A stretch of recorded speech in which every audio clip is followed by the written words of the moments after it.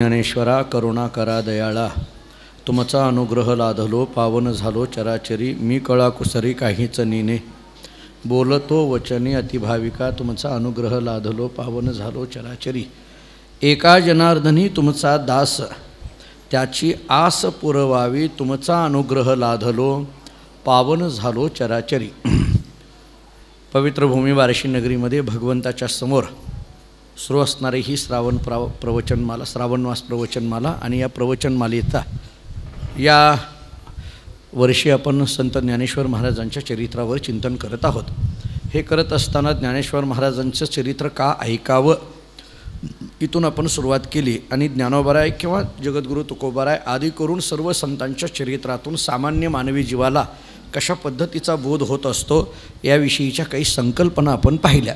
हे पाहत असताना आपण ज्ञानेश्वरीतलीच एक ओवी आपण आधाराकरता घेतली होती। तैसे हरपले आपण पे पावे, तै संता ते पाहता गिळसावे, मनोनी वानावे ऐकावे तेची सदा। ज्ञानोबाराय 18व्या अध्यायामध्ये इतकं गोड सांगतात की आपली हरवलेली वस्तू आपल्याला प्राप्त करून घ्यायची असेल तर संतांचं वर्णन करा, संतांचं वर्णन ऐका।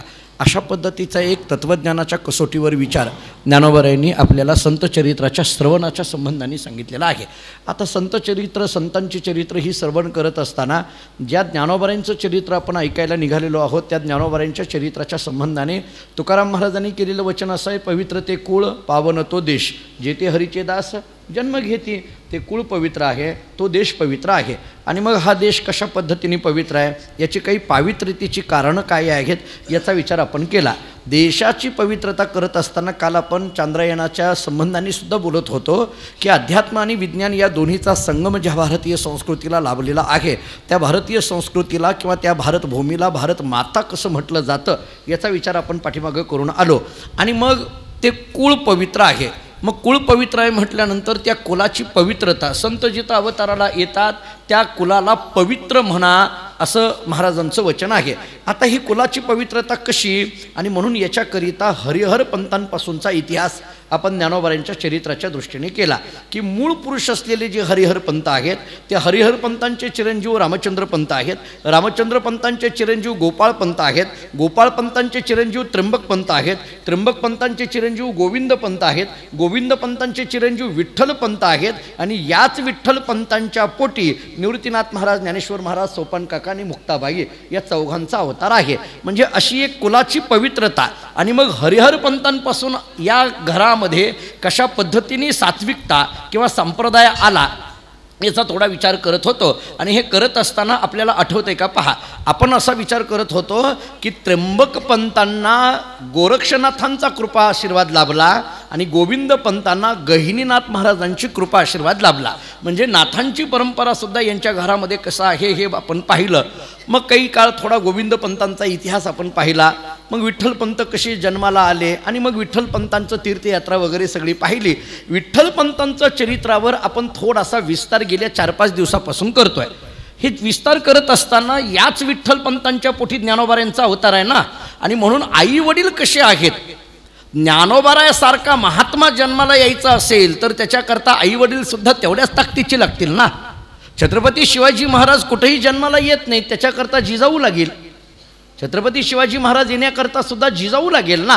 त्यामुळे ज्ञानोबाराय अवताराला येणारे जिथं आहेत ना ते विठ्ठल पंथ कसे आहेत आणि ती रुक्मिणी कशी आहे याच्याकरिता आपण गेल्या 3-4 दिवसापासून इतिहास पाहतोय। या जीवनामध्ये किती चढ उतार झालेले आहेत।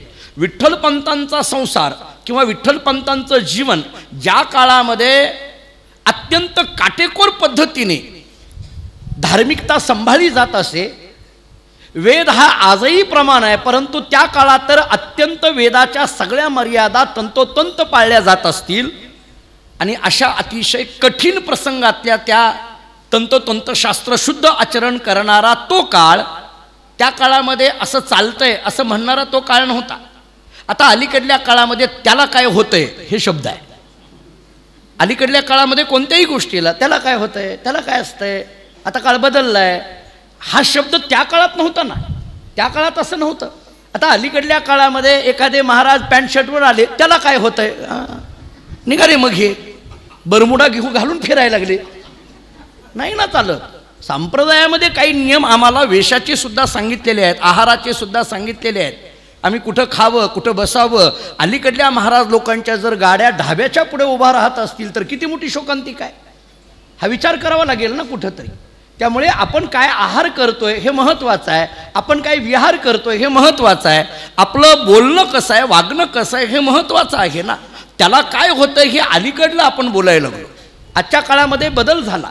अलीकडे बऱ्याचदा काही लोक तर म्हणतात नाही नाही अलीकडे ती फॅशन आहे हो, अलीकडे कोणत्याही गोष्टीला नाव ठेवलं. पूर्वीच्या काळामधली संस्कृती आणि आत्ताच्या काळामध्ये इतका आमूलाग्र बदल झालेला आपल्याला दिसून येईल की, आणि मग त्याला एक गोंडस नाव टाकून दिलं फॅशन, त्याला एक गोंडस नाव टाकून दिलं फॅशन. मी इथं शिवाजी कॉलेजमध्ये प्राध्यापकाचं काम करत असताना 3-4 वर्ष शिकवायला होतो शिवाजी कॉलेजमध्ये सिनियरला. आणि मग ते प्राध्यापकाचं काम करत असताना एक विद्यार्थी माझ्याकडे कॉलेजमध्ये येत असताना एके दिवशी ते वेगळाच त्याचा ड्रेस होता. त्याची ते पॅन्ट जी काळ्या रंगाची होती आणि गुडघ्यावर एक चॉकलेटी कापड जोडलेलं होतं वेगळंच. मला ते कळेना. मी आपलं जरा उत्सुकतेने विचारलं, अरे बाबा हे काय आहे? तो म्हटला सर याला फॅशन म्हणतात. मी म्हटलं आम्ही याला फॅशन म्हणत नाही, ठिगळ म्हणतो. मी त्यावेळेस फॅशन शब्दाची व्याख्या अशी सांगितली होती, the mistake of a tailor is the fashion of tomorrow. ही परिस्थिती आहे. टेलरनी कपडे शिवताना केलेली चूक म्हणजे फॅशन. काय नको त्या फॅशन आता अलीकडे आल्या, नको त्या पद्धतीचे वेश परिधान करणं आलं. भारतीय संस्कृतीतला पुरुषाचा वेश, भारतीय संस्कृतीतला स्त्रीचा वेश काय असावा याची सुद्धा काही मापदंड दिलेली आहेत, याचे मापदंड दिलेले आहे. म्हणजे मी थोडंसं आगाऊ बोलत असेल तर माफ करा, परंतु चांद्रयान जी काही इस्रोची टीम आहे आणि ही टीम जी वैज्ञानिकांची टीम आहे त्याच्यामध्ये असलेल्या ज्या स्त्रिया आहेत त्यांचे जेव्हा फोटो परवा व्हायरल झाले, त्या इस्रोमधल्या असलेल्या शास्त्रज्ञ असलेल्या ज्या स्त्री आहेत त्या सगळ्या स्त्रिया साड्या घालून होत्या. हे भारतीय संस्कृतीचं वैशिष्ट्य आहे. सगळ्या स्त्रियांच्या अंगावर साडी परिधान केलेल्या त्या स्त्रिया होत्या. आज आपल्या भारत देशातली असलेली शास्त्रज्ञ की जी स्त्री चांद्रयान चंद्रावर या ठिकाणी तिच्याकडून ते कार्य घडलेलं आहे, पण त्या स्त्रीने सुद्धा आपली संस्कृती सोडली नाही, आपला विचार सोडला नाही. ही शिकवण ज्या संस्कृतीने दिली ती भारतीय संस्कृती आहे. त्या भारतीय संस्कृतीने ही संस्कृती आहे. मी आता पुढलं बोलत नाही, मला आणखीन महिनाभर राहायचं आहे बार्शीत. कुठंतरी ताडून बघितलं पाहिजे आपण, आपल्याला कुठंतरी तपासून पाहिलं पाहिजे तो काळ किती विचित्र होता. आज तरी आपण फ्लेक्झिबल झालोय. आता अलीकडल्या काळामध्ये घरातला वडीलधारी माणूस जरी एखादी गोष्ट पटली नाही तरी तो बोलायला जात नाही. बोलला की भगवान मंदिर नाही का, कळालं, जाऊ द्या, बोलायला जात नाही. आता त्याला वाटतं की काय ठीक आहे जाऊ द्या, कसं का असेना, का असं त्याला गप्प बसावं लागायला लागलंय. याचा जरा विचार केला तर लक्षात येईल की आज आम्ही फ्लेक्झिबल झालोय, ठीक आहे, बरं, इट्स ओके असं म्हणून आपण चालायला लागतो. पण त्या काळामध्ये तसं नव्हतं ना. त्या काळामध्ये अत्यंत काटेकोर पद्धतीने सगळी धर्म संप्रदाय किंवा आपली जी काही आचरणं संस्कृतीचे नियम सांभाळणारा तो काळ. बरं, ते जे हे चाललंय ज्या आळंदी क्षेत्रामध्ये ती तर ब्रह्मवृंदांची ती आळंदी, त्या काळातला वैदिक संप्रदायाची जी ब्राह्मण मंडळी किंवा ब्रह्मवृंद जे चालवणारे होते अत्यंत कर्मठ अशा पद्धतीचे. कारण वेदाच्या किंवा शास्त्राच्या ज्या दिलेल्या चाकोऱ्या आहेत ते तंतोतंत पाळणारे, ते अत्यंत सोहळ्या ओवळ्याचा पूर्ण असलेला तो काळ, कशालाही शिवता शिवत करायचं नाही इतकी शुद्धता पाळणारा तो काळ. आणि अशा काळामध्ये घडलेल्या या घटना आहेत. या घडलेल्या घटना त्या काळाचा विचार करा. ती घटना जर आजच्या काळात झाली असती तर आपण त्याला फार महत्त्वही दिलं नसतं, त्याच्यावर कोणी चर्चाही केली नसती. हे ठीक आहे, होत असतंय असं, आपण असं म्हणून रिकामी होतो. पण तो काळ तसा नव्हता ना. आणि त्या काळामध्ये गृहस्थाश्रमी असलेले विठ्ठलपंत संतती विना काशीला निघतात, रामानंद स्वामींकडून संन्यास दीक्षा घेतात. ही सगळी घटना रामानंद स्वामींना कळाल्यानंतर रामानंद स्वामी आळंदीला येतात, रुक्मिणी सिद्धोपंतांची समजूत घालतात, माघारी त्यांना घेऊन काशीला जातात. त्या चैतन्य स्वामी म्हणजे ज्या विठ्ठलपंतांना संन्यास दीक्षा दिलेली आहे त्या संन्यास दीक्षा दिलेल्या आणि नावधारण आता स्वामी त्यांना बोलवून घेतात. सगळा त्यांच्याकडून इतिहास विचारून घेतात आणि मग आज्ञा देतात की आता मी तुला आज्ञा देतोय की तू हा संन्यास आश्रम सोड आणि गृहस्थी हो. हे किती विरुद्ध आहे. पण एक गुरु आज्ञा एका एवढ्या शब्दाखाली विठ्ठलपंतांनी तो गृहस्थ आश्रम स्वीकारला. आणि ज्यावेळेस गृहस्थाश्रम स्वीकारलेले विठ्ठलपंत आळंदीमध्ये येतात, आळंदीमध्ये या जननिंदेला त्यांना तोंड द्यावं लागलं. अत्यंत जननिंदा, आपण काल ऐकली ती जननिंदा कशी होत होती. ही सगळी जननिंदा होत असताना सुद्धा विठ्ठलपंत मात्र कसे आहेत, निळवाऱ्यांनी वर्णन केलंय. इतकं सगळं होत आहे, नको नको त्या पद्धतीने शब्द बोलले जातात. कुणी म्हणावं जर तुला गृहस्थीच व्हायचं असेल तर संन्यास घेतला कशाला. कुणी म्हणावं संन्यास घेतल्यानंतर जर गृहस्थी होत असेल तर हे अधपतन झालेलं आहे, धर्म बुडविला यांनी. कुणी म्हणावं यांचं तोंड बघायचं नाही नव्हे, आपल्या जातीतल्या लोकांनी त्यांना वाळीत टाकलं या शब्दाचा अर्थ आहे गावाबाहेर काढून दिलं. आप्तवर्गाने हात सोडला. प्रसंग असा निर्माण झाला, सिद्धबेटामध्ये झोपडी बांधून राहावं लागलं. भिक्षा मागायला गेल्यानंतर कोणी भिक्षा सुद्धा द्यायची नाही म्हणून प्रसंगी झाडाचा पाला खाऊन झोपावं लागलं. फक्त आणि फक्त या सगळ्या प्रसंगामध्ये पत्नीचा आधार आहे अशा बिकट परिस्थितीतून निघालेले विठ्ठलपंत. इतकं सगळं होत असताना सुद्धा विठ्ठलपंत कसे आहेत हे सांगताना मात्र निळवराया सांगतात, परी तो कोणाशी न बोले वचन. इतक्या जरी सगळ्या निंदा येत होत्या, या सगळ्या निंदेमध्ये मात्र विठ्ठलपंतांची स्थिती कशी आहे, परी तो कोणाशी न बोले वचन. ते उलट कुणाला बोलत नाही, प्रत्युत्तर कुणाला देत नाहीत, उद्धटाचे शब्द त्यांच्या मुखातून कधी येत नाहीत. मी आपल्याला चाणक्यांच्या नीतिशास्त्रातला एक श्लोक अनेक वेळेला सांगितलाय. त्या श्लोकाची फक्त एक महत्त्वाचा मुद्दा इथं लागू पडतोय म्हणून बोलतो. परी तो कोणाशी न बोले वचन. चाणक्यांनी नीतिशास्त्रामध्ये असं सांगितलंय, उद्योगे नास्ती दारिद्र्यम, जपतो नास्ती तापकम, मौनेन कलोहो नास्ती, नास्ती जागरितो भयम. चाणक्य नीती वाचा. चाणक्य आम्हाला असं सांगतात, उद्योगे नास्ती दारिद्र्यम. जो नेहमी उद्योगामध्ये आहे त्याच्या जीवनामध्ये कसल्याही पद्धतीची दारिद्र्यता येत नाही. जो नामस्मरणामध्ये आहे त्याच्या जीवनामध्ये कोणतंही पाप राहत नाही. जळतील पापे जन्मांतरीची, नामसंकीर्तन साधन पैसोपे. तिसरी गोष्ट सांगतात, मौनेन कलोहो नास्ती. मौन धारण केलं भांडणच होत नाही. आणि चौथी गोष्ट सांगतात, नास्ती जागरितो भयम. आत्मस्वरूपाची जागृती झाली की मृत्यूचं भय शिल्लक राहत नाही. चाणक्य नीती आम्हाला सांगते. मला आत्ता सगळा श्लोक सोडवायचा नाही, मला आत्ता सध्या त्याच्यात गुंतायचंही नाही आहे. पण याच्यातला जो तिसरा मुद्दा आहे, मौनेन कलोहो नास्ती. मौन धारण केलं भांडणच होत नाही. जुने कीर्तनकार उदाहरण सांगायचे. एखादी नवीन लग्न झालेली नवरी मुलगी शेजारीकडे गेली आणि त्या शेजारणीबरोबर चर्चा करायला लागली, काय करावं, सासूबाईबरोबर फार भांडणं होतात, फार भांडणं होतात, काय करावं. शेजारणीने सांगितलं, एक काम कर, घरी गेल्यानंतर भांडणं होण्याचा प्रसंग आला की एवढं औषध घे, मी तुला एक औषध देते, फक्त ते गिळायचं नाही, तोंडात ठेवायचं, असं हे औषध आहे, भांडणंच होत नाहीत म्हटले, असलं औषध आहे. तिनं ते औषध घेतलं, घरी गेल्यानंतर त्या भांडणं होण्याचा प्रसंग आला की औषध घेतलं, ते गिळायचं नाही म्हणून सांगितलेलं होतं, तोंडात ठेवायचं सांगितलेलं, तसंच ठेवलं, भांडणंच झाली नाहीत. सुनेला वाटायला लागलं हे कुठल्या मेडिकलमध्ये मिळते कोणास ठाऊक, हे चांगलं आहे, लागू पडलं आहे औषध. म्हणून ती शेजारणीकडे गेली आणि त्याला विचारायला लागली, अहो मावशी, ते औषध कोणत्या मेडिकलमध्ये मिळतं तेवढं सांगा, कारण हे औषध गुणकारी आहे म्हटले, उपायकारी आहे, बरे पडलंय म्हटले, भांडणंच झाली नाहीत. त्या शेजारीने सांगितलं, काही औषध नाही ग, ते पाणी आहे फक्त तोंडामध्ये, मी तुला गिळू नको, म्हणजे तोंडात पाणी ठेव, तोंडात पाणी असलं की माणूस बोलत नाही, नाही बोललं की भांडणं होत नाहीत, बाकी काही नाही म्हटले. बोललं की भांडणं आहेत ना, गप्प बसले की कशाला भांडणं होतात महाराज.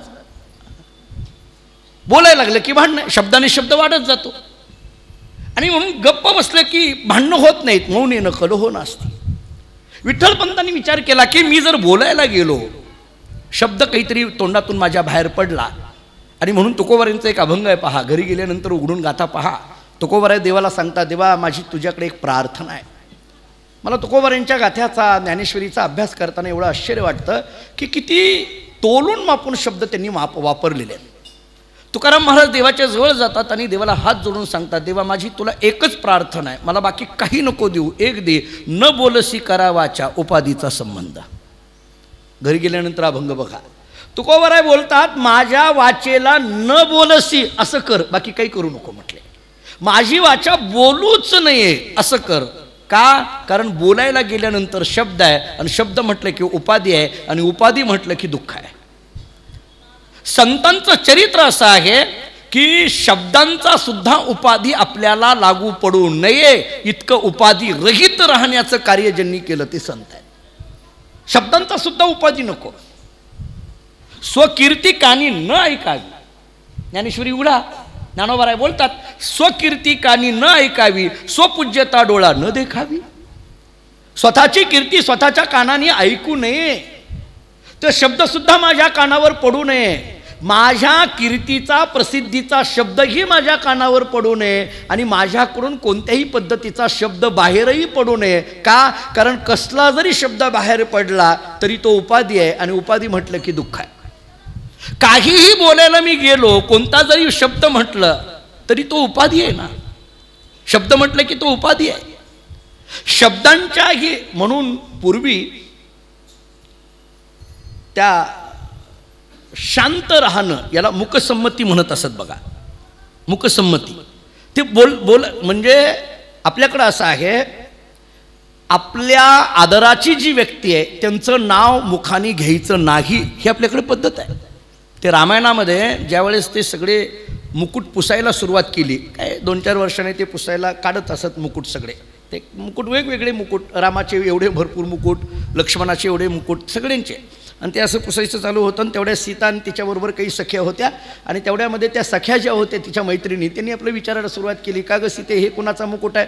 तिने सांगितलं भरतजींचा आहे. हा कुणाचा आहे? म्हटले लक्ष्मणजींचा आहे. हा कुणाचा आहे? शत्रुघ्नींचा आहे. असं सगळ्यांची नावं सांगायला सुरुवात केली. आणि रामाच्याच मुकुटाकडे जेव्हा सगळ्या मैत्रिणींनी बोट केलं, हा कुणाचा मुकुट आहे? सीता एकही शब्द बोलली नाही, एकही शब्द बोलली नाही. ती बोललीच नाही. का? आपलं जे आराध्य आहे त्याचं नाव आपल्या तोंडाने घ्यायचं नसतं, ही भारतीय संस्कृती आहे. त्याला शब्दाचा सुद्धा उपाधी लावायचा नाही, शब्दाचा सुद्धा उपाधी लावायचा नाही. बरं जाऊ द्या, उगी विचारतो, वाईट वाटून घेऊ नका. बायकोनी नवऱ्याला एकेरी हाक मारावी का हो? नाही, तुम्ही कुणीच मारत नाही, मला माहीत आहे, मला माहीत आहे. मी बार्शीत राहतोय, मला माहीत आहे. हे फक्त आता दोघंच असल्यानंतर हाका मारतात, ती गोष्ट निराळी. ते जाऊ द्या, ते काय जाऊ द्या. मारावी का? आपली संस्कृती काय सांगते? नाही ना. एकेरी उल्लेख करायला शास्त्र परवानगी देत नाही आपल्याला. एकतर नाव घेतलं जात नाही आपल्याकडे, आणि जरी घेतलं तर मग ते भलं मोठंच्या मोठं काय असतं ते सगळं मांडून घेतलं जातं. म्हणजे आपल्याला तसा उल्लेख करायला शास्त्र परवानगी देत नाही. का? त्या शब्दाचा सुद्धा उपाधी आपल्या आराध्याबद्दल लागू नये. का? कारण ते म्हणजे आपण आहोत ना. आणि शब्द कधी लागतो? द्वैतामध्ये लागतो, अद्वैतामध्ये शब्द नाही ना. मी कित्येकदा सांगितली ज्ञानेश्वरी अमृत अनुभवातली ओवी, कैक वेळेला बोललोय. किंबहुना शब्दू स्मरणदानी प्रसिद्धू परी ययाही संबंधू नाही येते. अमृत अनुभवामध्ये ज्ञानेश्वर महाराज सांगतात, किंबहुना शब्दू स्मरणदानी प्रसिद्धू परी ययाही संबंधू नाही येते. परमात्मा सच्चित आनंद आहे हे म्हणणं सुद्धा अद्वैत वेदांताला चालत नाही. भगवान कसे आहेत? सतरूप आहेत, चितरूप आहेत, आनंद रूप आहेत हे म्हटलं उपनिषदांनी, पण ते सुद्धा मूळ अद्वैत वेदांताला चालत नाही. मग कसं काय म्हटलं? त्याचं कारण असं आहे, जग असंच जड दुःख रूप आहे याची व्यावृत्ती करण्याकरता परमात्मा सच्चित आनंद आहे हे सांगावं लागलं. जग हे कसं आहे? असंच आहे. जग हे कसं आहे? जड आहे. जग हे कसं आहे? दुःखरूप आहे. संतांनी सातत्याने जगाच्या लोकांच्या समोर मांडलं, अरे बाबा हे जग दुःखरूप आहे. संसार दुःख मुळ चहूकडे इंगळ, विश्रांती नाही कोटे रात्रंदिवस तळमळ, कामक्रोध लोभ शुनी पाठी लागले ओढाळ, कवनामी शरण जाऊ दृष्टी देईल निर्मळ, दुःख बांधवडी आहे हा संसार, सुखाचा विचार नाही कोठे. किती प्रमाण आपली रोजची पाठातली प्रमाण आहे. मग काही जगातल्या लोकांनी विचारलं, तुकोबाराय तुम्ही जर या सगळ्या जगाला दुःखरूप असं म्हणत असाल तर मग सुखरूप कोण आहे? मग सांगावं लागलं, सुखरूपाईसा दुजा कोण सांगा, माझ्या पांडुरंगा सारिका तो. एरवी त्याला सुखरूप हा शब्द सुद्धा लागू पडत नाही. त्याला सुखरूप सुद्धा म्हणता येत नाही. का म्हणता येत नाही? कारण सुखरूप या शब्दाचा सुद्धा आधार त्याला चालत नाही. कारण सुखरूप या शब्दाचा आधार द्यायचा असेल तर शब्दाचा आधार हा द्वैतामध्ये द्यावा लागतो, ते तर अद्वैत आहे. आनंद अद्वय नित्यनिरामय जे का निजध्येय योगी यांचे महाराजांचे शब्द आहेत. अंतरीची ज्योती प्रकाशली दीप्ती मुळीची जी होती आच्छा दिली तेतीचा आनंद ब्रह्मांडी न समाये उपमेशी काय देऊ सुका तुकोबरांचे शब्द आहेत.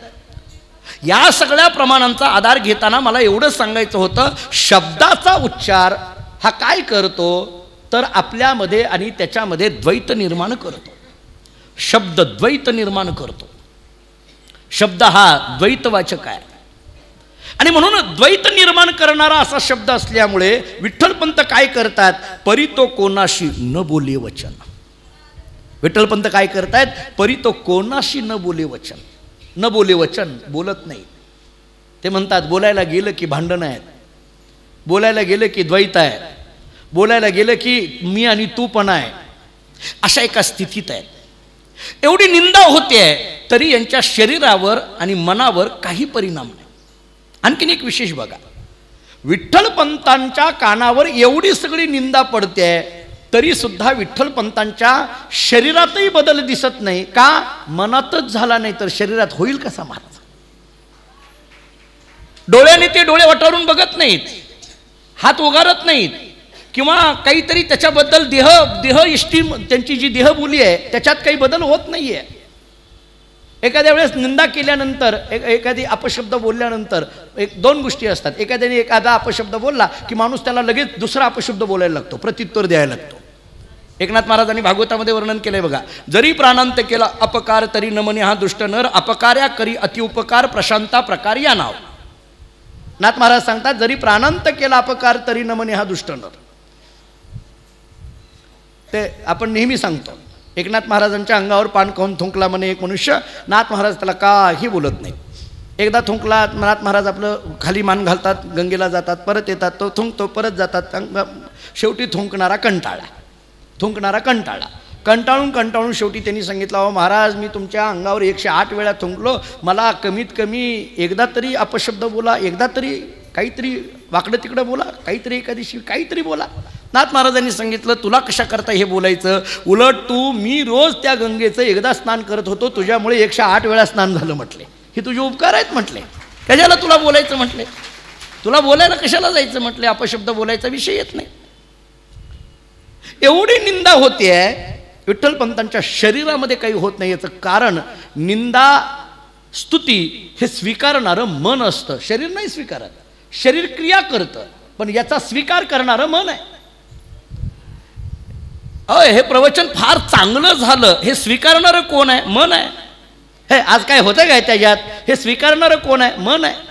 स्तुती आणि निंदेला स्वीकारण्याचं काम मन करतं. आता ज्या मनाने ही निंदा आणि स्तुती स्वीकारायची असते ते मन इथलं आहे की याच्यावर निंदा पडली काय आणि स्तुती पडली काय, काही त्याच्यात बदल नाही. याला स्थितप्रज्ञ अवस्था म्हणतात.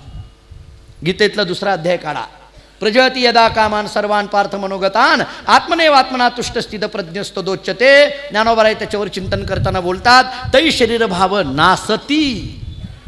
हा शब्द खूप महत्वाचा आहे. पुढं सगळं त्याच्यात लावून घ्या. इंद्रिय विषय विसरती जय सोहम भाव प्रतिती प्रगट होय. नेहमीचा तुकोबरांचा अभंग आहे, विषयी विसर पडिला निशेष, अंगी ब्रह्मरस ठसावला. काही नाही.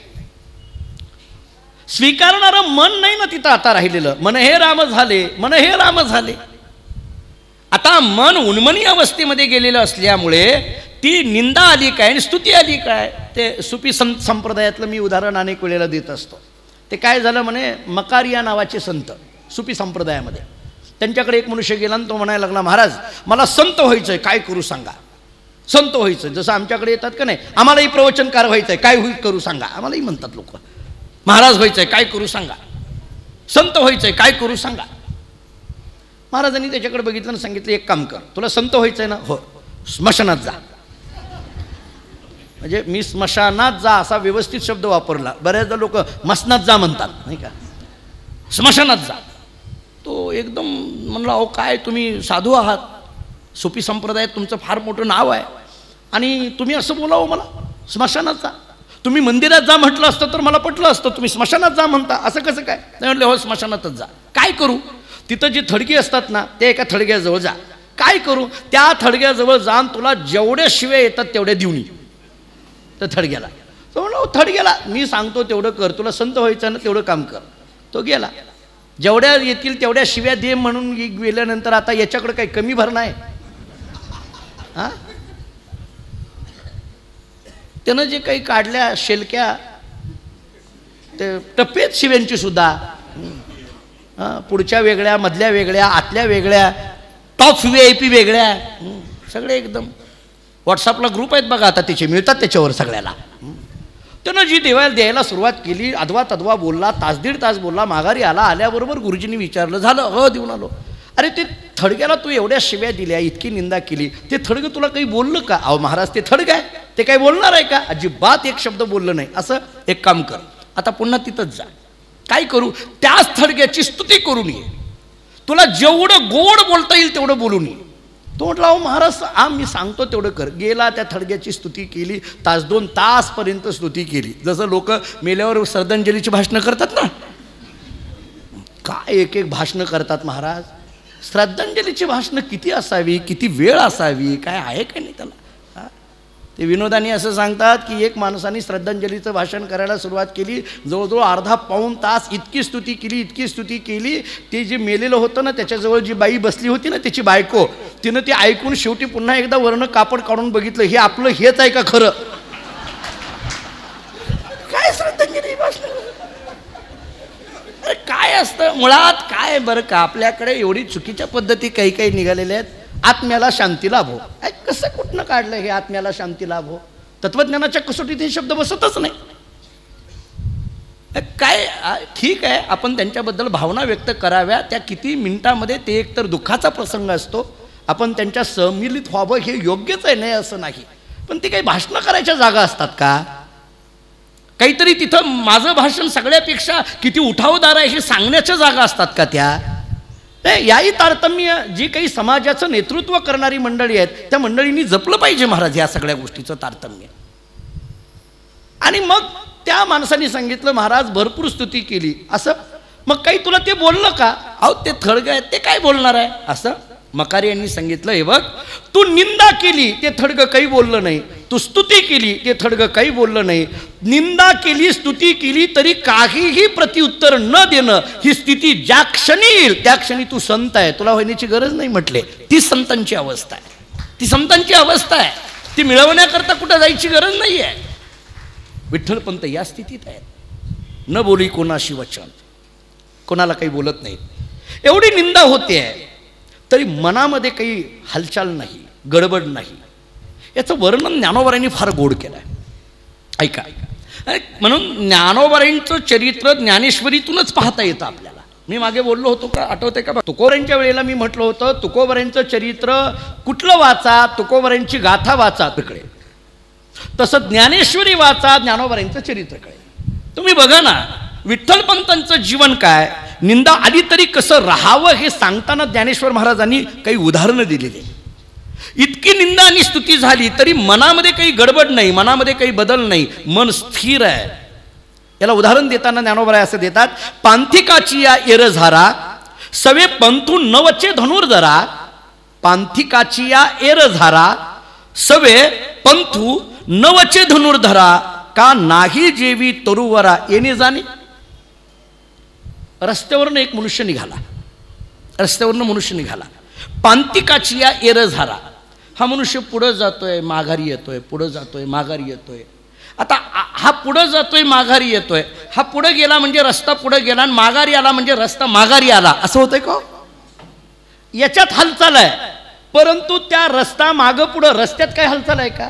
पांथिकाची या एरझारा, पांथिक म्हणजे वाटसरू, वाटसरू चालायला लागला, एरझारा करायला लागला. सवे पंथू नवचे, सवे पंथू, पंथू या शब्दाचा अर्थ रस्ता, पंथू नवचे, त्याच्यात काही बदल नाही. धनुर्धरा अर्जुना, भगवान अर्जुनाला सांगतात, अर्जुना अरे बाबा, त्याच्यावरचा रस्त्यावरचा माणूस इकडं तिकडं चालायला लागला म्हणजे काही तो रस्ता जातो का इकडं तिकडं? रस्ता रस्त्याच्याच जागेवर आहे, रस्त्यावरचा माणूस वेड्यासारखा आहे.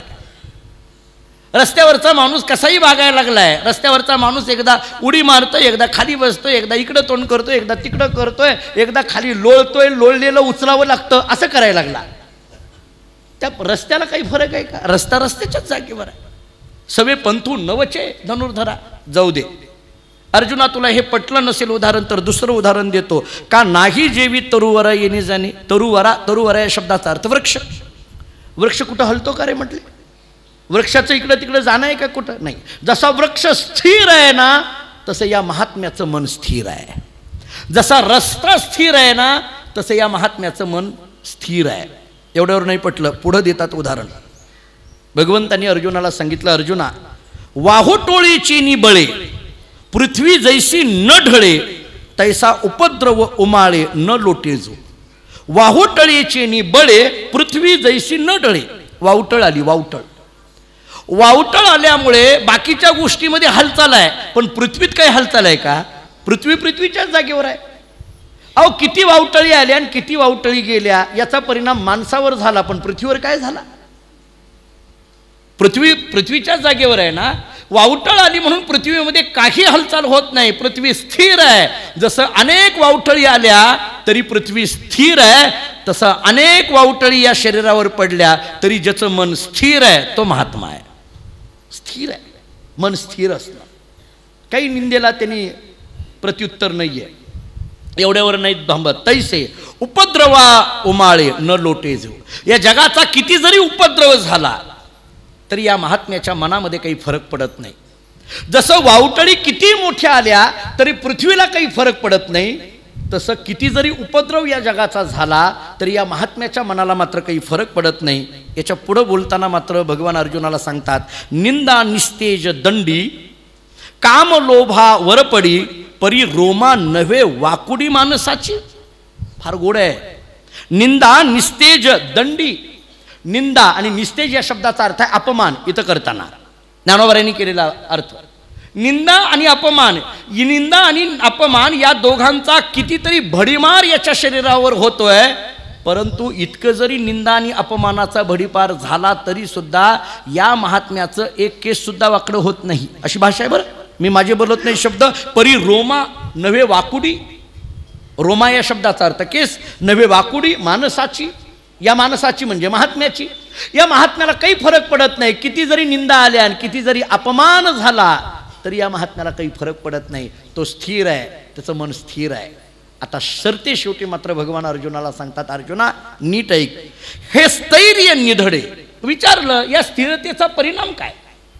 हा विठ्ठलपंतांसारखा महात्मा इतका स्थिर आहे.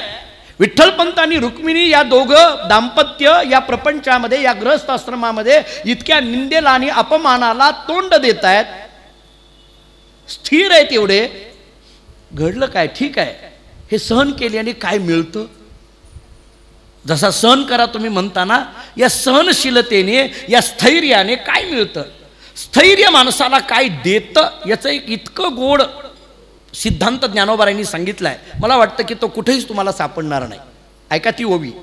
ज्ञानेश्वर महाराज फार गोड बोलतात 13व्या अध्यायामध्ये. ज्ञानोबाराय बोलतात, हे स्थैर्य निधडे.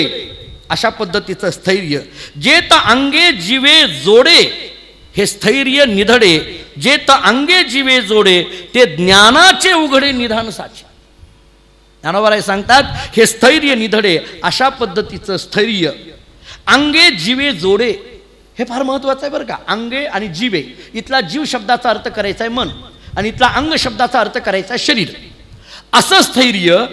आता असं स्थैर्य म्हणजे ऐसे स्थैर्य म्हणजे कैसे हो? अगोदरचं वाचा. काय काय सांगितलं होतं? रस्त्यावरनं जाणारा वाटसरू किती जरी फिरायला लागला तरी रस्ता मात्र फिरत नाही, तो स्थिरच आहे. झाड मात्र कुठेही इकडे तिकडे हालत नाही, ते स्थिरच आहे. किती जरी वावटळी आल्या तरी पृथ्वी मात्र स्थिरच आहे. आणि किती जरी उपद्रव झाला तरी महात्म्याचं मन मात्र स्थिरच आहे.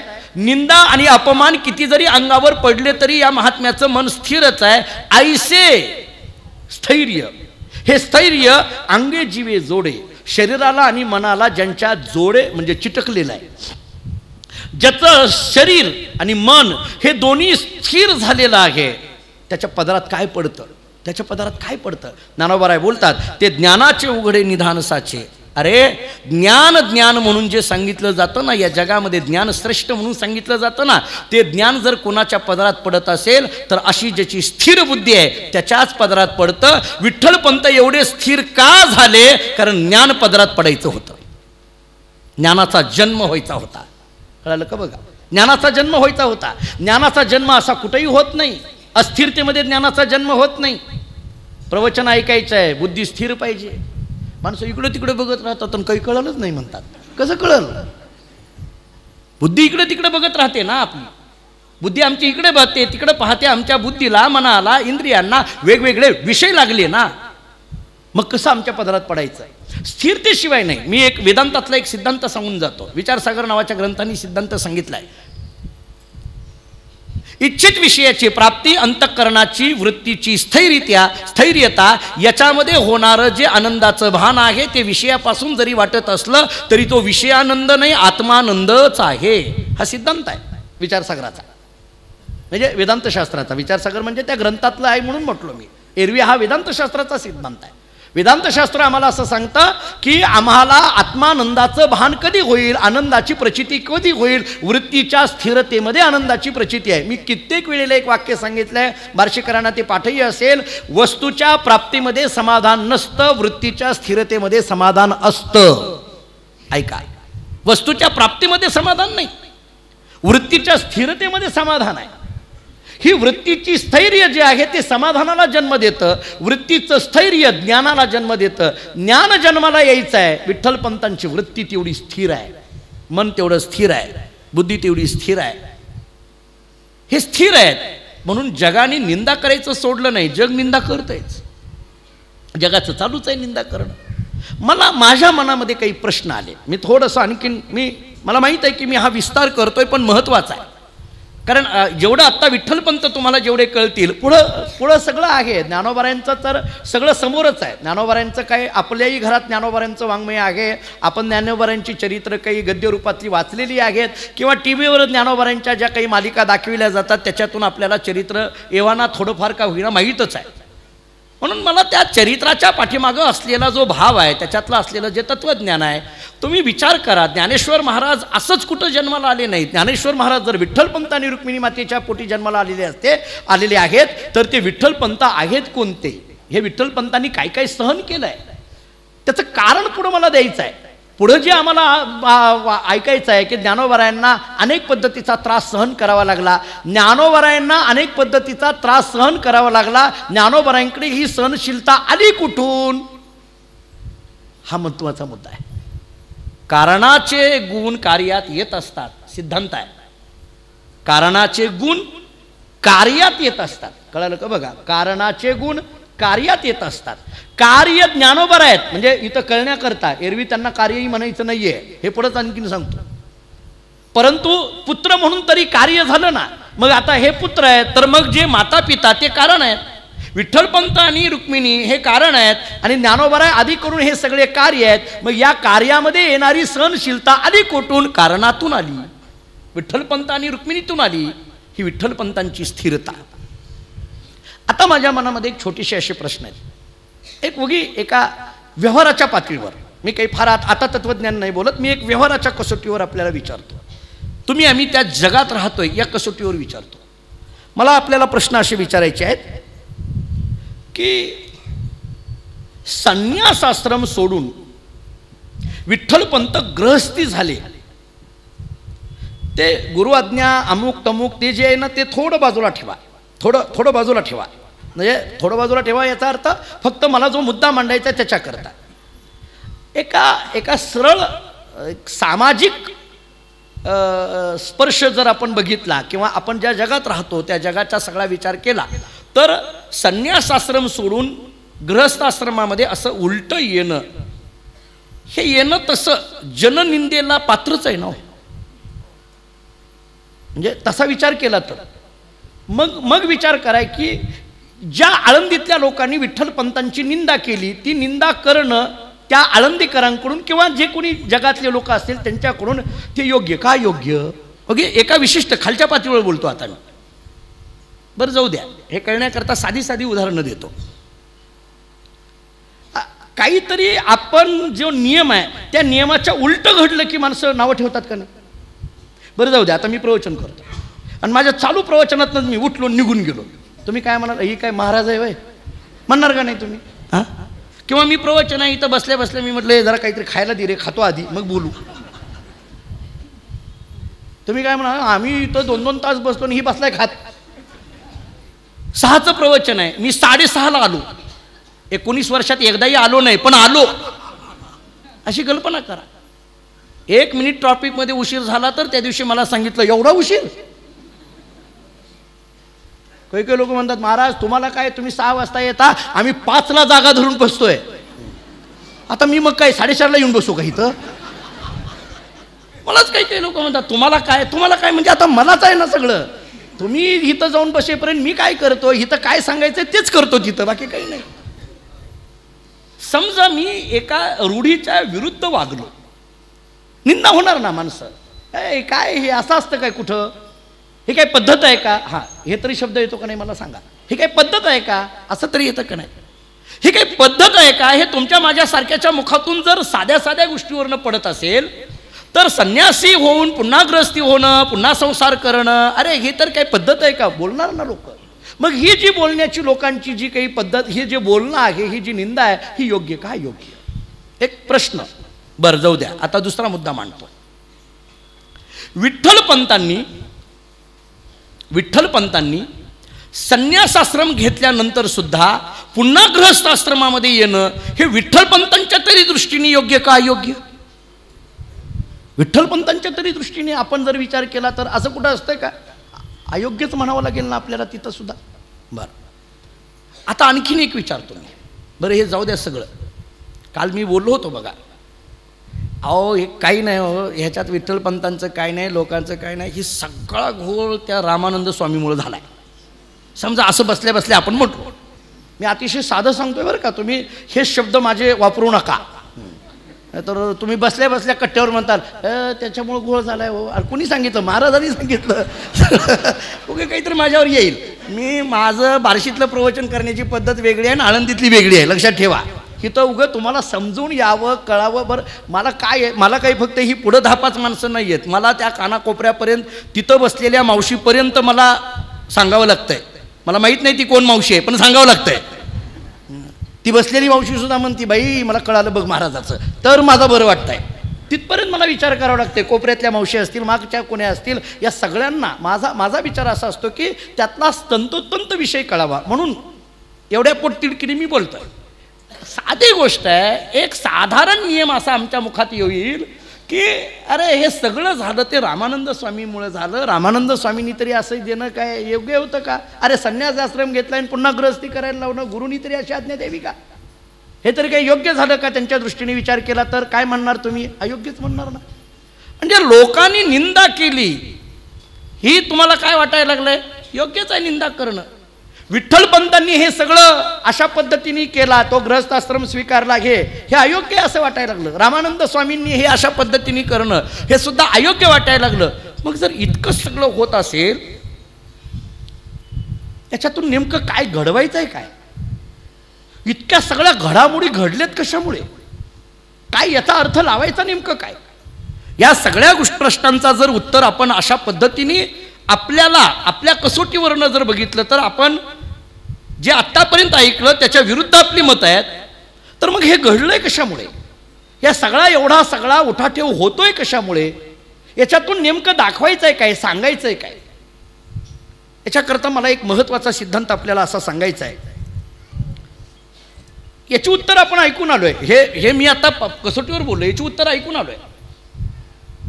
जनाने निंदा करणं हे आपण जरी कसोटीवर योग्य वाटत असलं तरी आपण त्याचं उत्तर असं ऐकून आलो की लोकांनी निंदा करू नये. का करू नये? कारण निंदा करणं हे महापातक आहे. ते काय घडलं हे बघू नका, निंदा करणं महापातक आहे, एवढंच उत्तर काल मी दिलं होतं.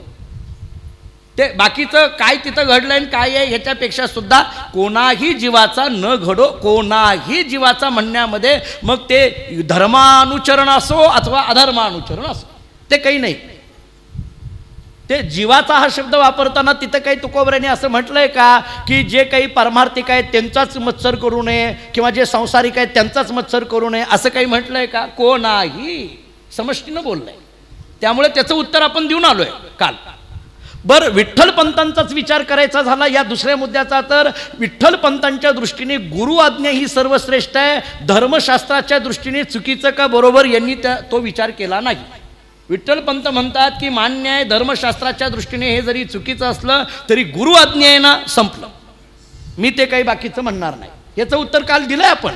म्हणजे आज जे मी मुद्दे मांडले त्याची उत्तर मी कालच दिलेली आहेत. तिसरा मुद्दा आपला होता रामानंद स्वामींनी असं का करावं विचार केला, तर रामानंद स्वामींच्या दृष्टीने विचार केला तर त्यांना झालेला स्वप्न दृष्टांत हा महत्त्वाचा. विश्वनाथांचा स्वप्न दृष्टांत महत्त्वाचा. आणि त्या दृष्टांतामध्ये विश्वनाथांनी सांगावं हे करा का, कारण 4 पुत्र हिचे पोटी, हे महत्त्वाचं आहे. 4 पुत्र, जर ही तू आज्ञा नाही दिली तर हा पुढे संसार चालणार नाही. आणि हा जर संसार नाही झाला तर महाराष्ट्राला एकंदरीत करून भारत देशाला हे 4 रत्न भेटणार नाहीत. हे 4 रत्न भेटायचे असतील तरी ही जरी शास्त्राच्या विरुद्ध घटना असली तरी मी सांगतोय करा. हा विश्वनाथांनी दिलेला आदेश रामानंद स्वामींच्या डोक्यात आहे. त्यामुळे रामानंद स्वामींच्या जागेवर योग्यच आहेत. विठ्ठलपंतांच्या जागेवर योग्यच आहेत. असा सगळा आपण सार काल काढला होता. आता मला असं सांगायचं आहे, पण इतकं सगळं का घडलं असेल याचा विचार करा. ह्याच्यातून काय नेमकं आहे हे सरळ होत न. बरं जाऊ द्या, हे जर ईश्वरी इच्छेनेच व्हायचं असेल, इतकं जर सगळं होणार असेल, एक आणखीन एक प्रश्न आहे बरं का, जरा बारीक आहे काय. म्हणजे मला बघा, मी काढलेला भाव आहे, पटला घ्या, नसला जाताना अंग झटकून सोडून जावा, काय त्याचं काही नाही. जे काही मी थोडंफार वाचन करतो, मी आपल्याला पहिल्या दिवशी सांगितलं, वैकुंठवासी प्रातस्मरणीय दांडेकर मामांनी जी ज्ञानेश्वरी सार्थ केली त्याच्यात जी काही प्रस्तावना केलेली आहे ती प्रस्तावना जवळजवळ 125 पानाची प्रस्तावना आहे. ते आवर्जून वाचा. त्याच्यामध्ये ज्ञानोबारांचं चरित्र विस्तृत पद्धतीने मामांनी लिहिलं आहे, ते वाचा.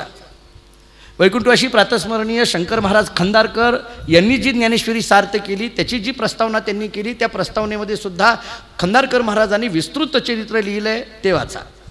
वैकुंठवासी प्रातस्मरणीय निवृत्ती महाराज वक्ते बाबा, विदर्भातले एक मोठे महात्मे, पंढरपुरामध्ये चातुर्मासामध्ये ते असायचे. वक्ते बाबांनी जे काही मुक्ताबाईचं चरित्र लिहिलं आहे त्यामध्ये जे ज्ञानोबारांच्या चरित्राचे दाखले त्यांनी दिलेले आहेत ते वाचा, त्याच्यातून ही उत्तरं भेटतील. पुढं आणखीन एक नाव मी आपल्याला सांगितलं होतं, सर्व संतांचे चरित्रकार म्हणून ज्यांच्याकडे पाहिलं जातं, महिपती महाराजांचं चरित्र ओळीबद्ध वाचा, त्याच्यात ही उत्तरं सगळी भेटतील. त्याच्याही पुढं मी आणखीन एक आपल्याला वाक्य असं सांगितलं जातं होतं की अलीकडल्या काळामध्ये सर्व संतांची संशोधनपूर्वक गद्यरूपामध्ये चरित्र प्रमाणासह ज्यांनी जगाच्या समोर मांडली ते वैकुंठवासी आदरणीय श्रद्धेय ल.रा. पांगारकर, त्यांची चरित्र वाचा, त्याच्यातून हे भेटेल. मी जे काही मुद्दे आपल्यासमोर मांडतो ते सगळे ग्रंथ आणि मग मला जी ज्ञानोबाराय बुद्धी देतात त्याच्या कसोटीवरनं मांडतोय. असं होऊ शकत नव्हतं का? हे सगळं संन्यासाश्रमन हे सगळं करण्याच्या ऐवजी अगोदर जो गृहस्थाश्रम आहे त्याच्यातच जर व्यवस्थित संसार झाला असता तर ही 4 मुलं नसती का जन्माला आली? 4 मुलं जन्माला येण्याकरता हेच का असं घडायला पाहिजे होतं? ओके, एका जी काही आपल्या मनात शंका येतात ना त्या शंकाच मी उपस्थित करतोय. येतात ना, बसल्या बसल्या आपल्या मनात येतात ह्या शंका. अरे असं काय, हे उगीच इतका पसारा मांडायची काय गरज आहे? हे जर सगळं त्यांच्या इच्छेने होतं तर असं काही चालत नाही का? याची 2 पद्धतीने उत्तरं दिलेली आहेत. याची 2 पद्धतीने उत्तरं अशी दिलेली आहेत की आहे त्या गृहस्थ आश्रमामध्ये पुत्रप्राप्तीचा योग विठ्ठलपंतांच्या नशिबी नव्हता या जन्मामधला. मग त्याच्याकरता काय करावं लागलं? त्यांना संन्यासाश्रम घेणं आणि संन्यासाश्रमातून पुन्हा गृहस्थीमध्ये येणं हा दुसरा जन्म मानला जातो आपल्याकडे. संन्यास मी कालच बोललो ना, घृतकुंभ संभव कालच झालं आपलं. घृतकुंभ संभवाचा विचार जो आहे पुनश्च जन्म आहे ना तो. आणि त्या घृतकुंभ संभवाचा मी सांगितलं होतं की घागर, जी तुपानी भरलेली घागर, त्याच्यामध्ये तो कणकीचा पुरुषाचा पुतळा टाकून मग त्याच्यामध्ये सगळे संस्कार, गर्भाधानापासून पुसवन संस्कार, प्रसव संस्कार, जे काही जातक संस्कार, जे काही उपनयन संस्कार नामक जे काही असेल ते सगळे संस्कार केले. म्हणजे दुसरा जन्म आहे. आणि मग या जन्मामध्ये त्यांना ती पुत्रप्राप्तीचा संततीचा योग नव्हता. पुढच्या जन्मामध्ये असल्यामुळे हा केलेला एक विधी, या दृष्टीने संन्यासाश्रमातून गृहस्थाश्रम या घटनेकडे बघा, या घटनेकडे बघा, या विधीने एक. आता दुसरं सांगतो. विठ्ठलपंत ज्यावेळेस घर सोडून जातात, काय आहे, ज्ञानोबाराय अवताराला यायचे आहेत ना, तपश्चर्या असल्याशिवाय ज्ञानोबाराय येतील कसे हो? आपला जो मगाशी मुद्दा होता का नाही, छत्रपती शिवाजी महाराज अवताराला आले, जन्माला आले ते जिजाऊ साहेबांच्याच पोटी ना. ते त्यांनी बघितलं, जिजाऊ साहेब तेवढ्या ताकदीचे आहेत. जगद्गुरु तुकोबाराय अवताराला आले ते कनकाई मातीच्याच पोटी. कनकाई काय ताकदीच्या होत्या गेल्या वर्षी ऐकलंय, बोललो बा काय ताकदीचे होते गेल्या वर्षी ऐकलंय. आता तर इथं निवृत्तीनाथ महाराज, ज्ञानेश्वर महाराज, सोपान काका, मुक्ताबाई अवताराला यायचे आहेत. मग त्याच्याकरता भूमी तेवढी नको का योग्य? ती तपाचरणाने अनुष्ठानाने भूमी पवित्र होत असते, अशी पवित्र होत नाही. आणि मग तपाचरणाने अनुष्ठानाने भूमी पवित्र होत असेल तर त्या दृष्टीने विचार केला तर रुक्मिणीने आणि विठ्ठलपंतांनी केलेल्या अनुष्ठानाचा विचार केला तर विठ्ठलपंत संन्यास दीक्षा घेऊन चैतन्य स्वामी म्हणून विश्वनाथाच्या दारातली अनुष्ठान आणि रुक्मिणीचं 108 वेळा प्रदक्षिणेचं सिद्धेश्वराच्या दारातलं अनुष्ठान 12 वर्षाचं अनुष्ठान झाल्याशिवाय अशा पद्धतीचं रत्न लाभणार नव्हतं. हे रत्न लाभण्याकरिता रुक्मिणीने केलेलं अनुष्ठान महत्त्वाचं आहे. आणि हे रुक्मिणीने अनुष्ठान जर पती असता तर झालं नसतं. पती तिकडे गेले म्हणून रुक्मिणीकडनं हे अनुष्ठान घडलं. त्यामुळे या दृष्टीने सुद्धा तुम्ही या घटनेकडे बघा, या दृष्टीने बघा, फक्त या अंगाने बघा तुम्ही काय होत आहे. मी प्रमाण देणार आहे, हे झाले माझे युक्तिवाद बोलायचे. मी याच्याकरता प्रमाण देतो. आता याला एक सगळ्यात महत्त्वाचा दाखला गीतेतलाच आहे. भगवान अर्जुनाला सांगतात, अर्जुना अरे महात्मा कुठं जन्माला येतो? जन्माला येतो म्हणजे महात्मा कुठं जन्माला येतो? सुचिनाम श्रीमताम गेहे योग भ्रष्टोभिजायते. गीतेतला तो श्लोक जरा डोळ्यासमोर घ्या, 6व्या अध्यायातला. सुचिनाम श्रीमताम गेहे, हे 2 शब्द वाचण्यासारखे आहेत, चिंतन करण्यासारखे आहेत. हा सुचिनाम शब्द एक अंडरलाइन करा, श्रीमताम हा शब्द एक अंडरलाइन करा. शुद्ध कुलाचरण जिथं आहे, श्रीमताम या शब्दाचा अर्थ वैभवशाली परंपरा जिथं आहे, तिथंच योग भ्रष्टोभिजायते. तिथंच असलेला योगभ्रष्ट या शब्दाचा अर्थ महात्मा. हा महात्मा तिथंच अवताराला येत असतो. अवताराला येण्याकरिता ती भूमी तेवढी पवित्र असावी लागते. आणि ती भूमी सुचिनाम पाहिजे, ती भूमी श्रीमताम पाहिजे, म्हणजे शुद्ध कुलाचरण पाहिजे, अनुष्ठान पाहिजे, वैभवशाली परंपरा पाहिजे. तिथंच हा महात्मा येईल. तुकोबारांचं रोजचं पाठातलं प्रमाण देतो, शुद्ध बीजापोटी फळे रसाळ गोमटी. त्याला बीज शुद्ध पाहिजे, असं कुठेही येणार नाहीये. शुद्ध बीज पाहिजे. वैकुंठवासी लरा पांगरकरांनी असं सांगितलंय, महात्मा जन्माला येण्याकरिता पूर्वजन्माचे संस्कार चांगले पाहिजे. आणि ज्या घरामध्ये जन्माला येणार आहेत त्या घराचं वळण चांगलं पाहिजे, तिथंच ते जन्माला येतात. असा एक दाखला दिलाय त्यांनी. या दृष्टीने बघा, आता महात्मा जन्माला येणार आहे तर त्याच्याकरता सुचिनाम पाहिजे, श्रीमताम पाहिजे. याच्यावरच्या ओव्या ज्ञानेश्वरीतल्या उडून बघा. 6वा अध्याय घरी गेल्यानंतर काढा आणि याच्यावरच्या ओव्या पहा. सगळ्या ओव्या जरी मला विस्तार भयास्तव आपल्याला मांडता येणार नसल्या तरी एक 2-3 ओव्यांचा दाखला मी देतो. ज्ञानोबाराय म्हणजेच भगवान अर्जुनाला सांगतात, अर्जुना अशा पद्धतीचा महात्मा कुठं अवताराला येईल? जया ते नीतीपंथे चालीजे, सत्य धूत बोलीजे, देखावे ते देखीजे शास्त्रदृष्टी.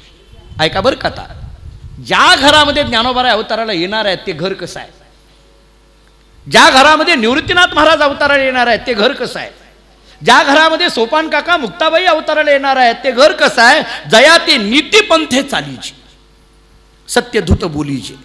ज्या घरामध्ये जे कुल नीतीपंथे चालीजे, नीती मार्गाने जे घरानं चाललेलं आहे, नैतिकतेच्या मार्गाने जे घरानं चाललेलं आहे, नैतिकतेच्या कसोट्या तंतोतंत सांभाळणारं जे घराणं आहे, जे कुल आहे, ते कुल याच्याकरता महत्त्वाचं आहे. सत्य धूत बोलीजे, सत्य धूत बोलीजे. आपल्या मुखातून येणारा प्रत्येक शब्द हा सत्यतेचा वाचक आहे, किंवा येणारा प्रत्येक शब्द त्या शब्दाला सत्यत्वाचं अधिष्ठान आहे. जरा आणखीन थोड्या सोप्या भाषेत बोलायचं झालं तर धूत या शब्दाचा अर्थ धुवून म्हणा, सत्याच्या कसोटीवर धुवून तो शब्द बाहेर पडलेला आहे.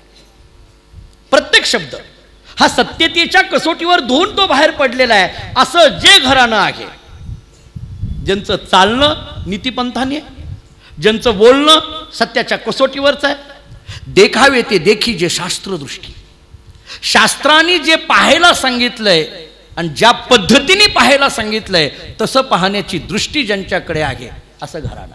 जे पाहायला सांगितलंय आणि ज्या पद्धतीने, हे दोन्ही शब्द महत्त्वाचे आहेत. पाहावं काय आणि कोणत्या पद्धतीने पाहावं. ते 11वा अध्याय काढा. ते विश्वरूप दर्शन घ्यायचं असेल तर अर्जुनाला सांगितलं भगवंतानी तुला दिव्य दृष्टी घ्यावी लागेल, ह्या असल्या डोळ्यांनी दिसणार नाही. आम्ही कीर्तनात प्रवचनात बसल्या बसल्या बोलतो, आम्ही कधी कधी कीर्तनात ज्ञानोबरायांचं वर्णन करताना म्हणतो, जयाची ये द्वारी सोन्याचा पिंपळ, अंगी ऐसे बळ रेडा बोले. ज्याच्या दारामध्ये सोन्याचा पिंपळ आहे, हे ऐकल्याबरोबर बार्शीतल्या एका माणसाने रात्रीच पुण्याची गाडी पकडली, सकाळी आळंदीत उतरला, पुण्याहून लगेच आळंदीची एसटी पकडली, आळंदीत गेला, इंद्रायणीकडे सुद्धा गेला नाही, फक्त डायरेक्ट ज्ञानोबारांच्या दारामध्ये गेला, इकडं तिकडं बघायला लागला. जयाची द्वारी सोन्याचा पिंपळ, 10-5 पानं घेऊन येऊ, विषय मिटताय आपला. तिकडं तिकडं बघायला लागला, तासभर शोधाशोध केली, तिथून मला फोन केला, महाराज श्रावणात खोटं बोलताव काय? ना खोटं बोलत नाही. हां, प्रवचनात तुम्ही खोटं बोललात. म्हटलं नाही, काही खोटं बोललो नाही. तुम्ही म्हटलं की ज्ञानोबरांच्या दारात सोन्याचा पिंपळ आहे. म्हटलं हो, तुकोबरांनी वर्णन केलंय. 2 तास झालं शोधतोय, सोन्याचा कण सापडे ना, पिंपळ कुठं आहे? मी म्हटलं अरे ज्ञानोबरांनी त्या दारात सोन्याचा पिंपळ आहेच, दिसेना ना, दृष्टी नाही तुला दृष्टी नाही, या दृष्टीने दिसणार नाही तो पिंपळ, त्याला दृष्टी तशीच लागेल, त्याच्याशिवाय दिसणार नाही.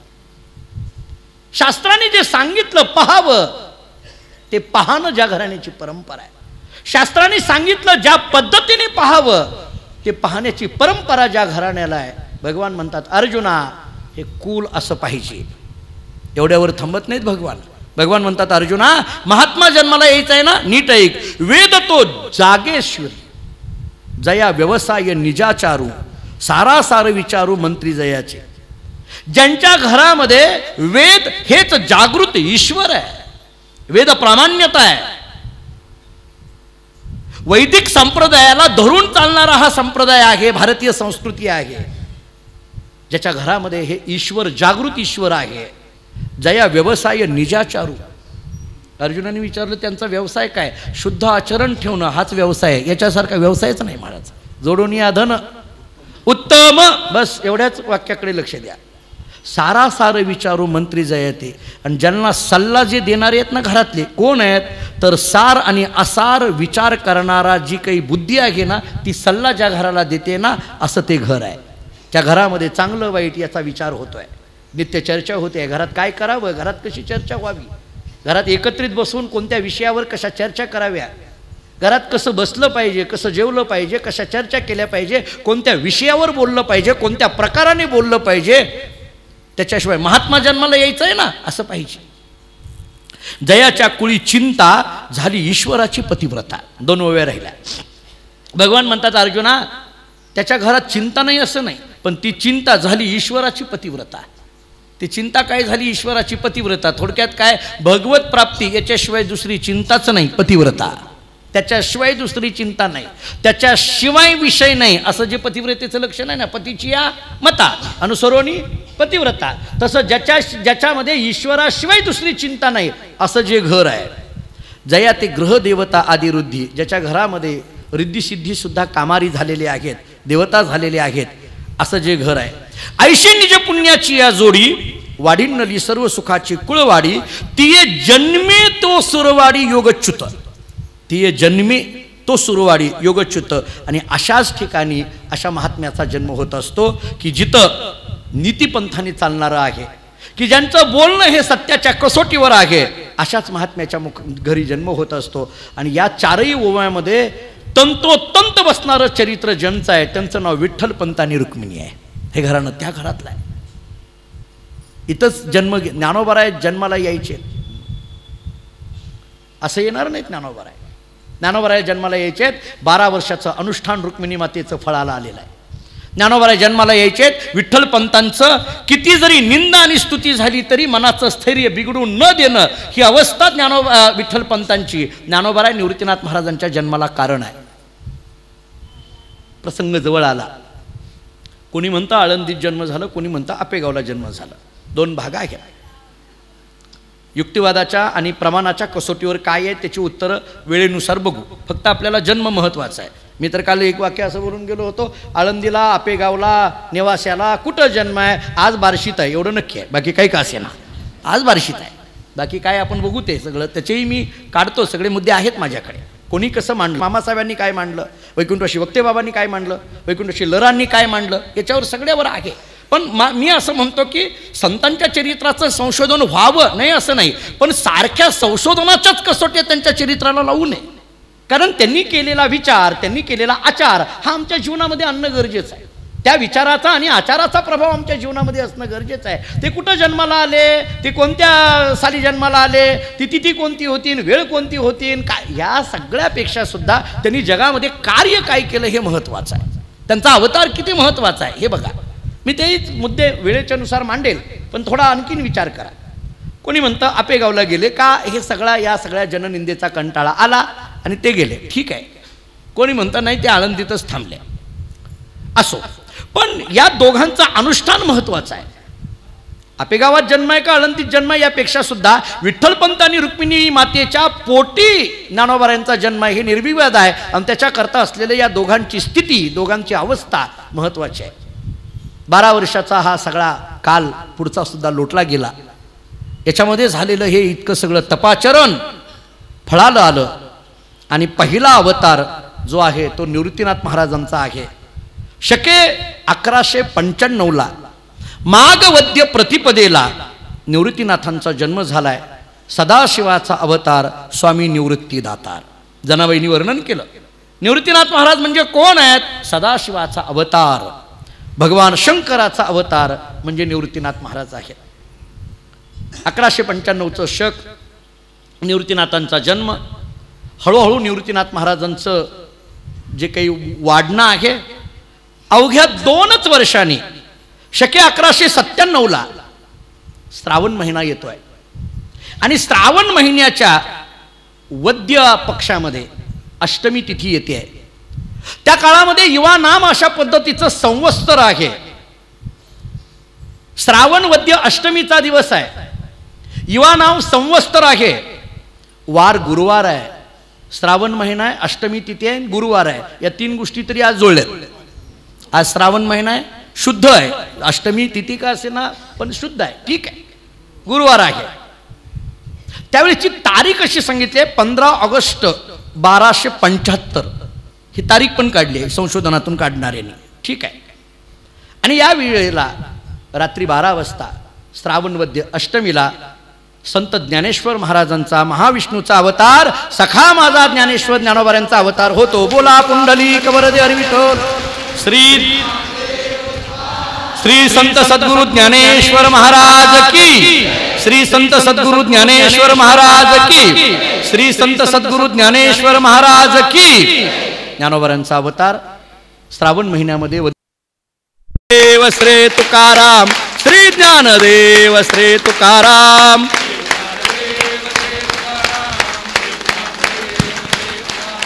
श्री ज्ञानदेव श्री तुकाराम, श्री ज्ञानदेव श्री तुकाराम.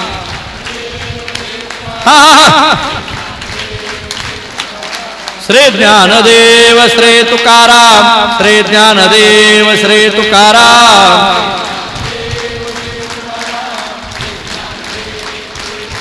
पुंडलिक वरदे हरी विठ्ठल. श्री ज्ञानदेव संत सद्गुरु ज्ञानेश्वर महाराज की जय. शके 1197ला ज्ञानोबारायांचा अवतार होतो.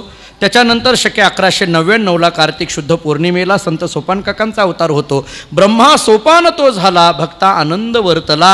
आणि त्याच्यानंतर शके 1201मध्ये अश्विन शुद्ध प्रतिपदेला संत मुक्ताबाईचा अवतार होतो. आदिशक्ती मुक्ताबाई दासी जनी लागे पायी. अशा रीतीने श्रावण महिना, वद्य पक्ष, अष्टमी तिथी, रात्री 12 वाजता युवानाम संवत्सराच्या वेळेला ज्यावेळेस भगवान श्रीकृष्णाचा अवतार आहे, अगदी त्याच वेळेस त्यानंतर ज्ञानोबाऱ्यांचा अवतार झाला. ज्ञानोबाऱ्यांचा अवतार जो झालेला आहे तो एक भगवंताचाच अवतार असल्यामुळे महाविष्णूचा अवतार, सखा माझा ज्ञानेश्वर, अशा पद्धतीने जनाबाईंनी वर्णन केलं. ज्ञानोबाऱ्यांचा अवतार झालेला आहे. आपण ज्ञानोबाऱ्यांचं चरित्रचिंतन करत आहोत. आता यांचं नाव ज्ञानदेवच का ठेवलं? ज्ञानदेव शब्दाचे अर्थ काय? ज्ञानोबाऱ्यांचं बालपण कसं आहे? ज्ञानोबाऱ्यांचा उपनयन संस्काराचं महत्त्व काय आहे? या सगळ्या गोष्टीचा विचार आपल्याला करायचा आहे. आजच्या दिवशी इथं थांबू. ज्ञानोबाऱ्यांचा अवतार झालेला असल्यामुळे, एक आनंदाची गोष्ट असल्यामुळे प्रत्येकांना आज प्रसाद देण्यात येत आहे. आपल्या भगवन देवस्थानतर्फे आदरणीय बुडुकदादांनी साखरेची व्यवस्था केलेली आहे. 3ही दरवाज्यामध्ये साखर ठेवलेली आहे की ज्ञानोबाऱ्यांच्या अवताराप्रित्यर्थ आपण तो प्रसाद सगळ्यांनी घेऊन जायचा आहे. 2-2 माणसं उभा असतील, व्यवस्थित तो प्रसाद घेऊन जा आणि आपापल्या घरामध्ये ज्ञानोबाऱ्यांच्या अवताराने झालेली ही जी आनंद आहे तो आनंद सगळ्यांनी अनुभवावा. उद्या संध्याकाळी 6 वाजता पुढच्या चरित्राला सुरुवात होईल. पुंडलिक वरदे हरी विठ्ठल श्री ज्ञानदेव. आता विश्वात्मके देवी येणे वाग्यज्ञे तो शावे तो शोने जे कळांची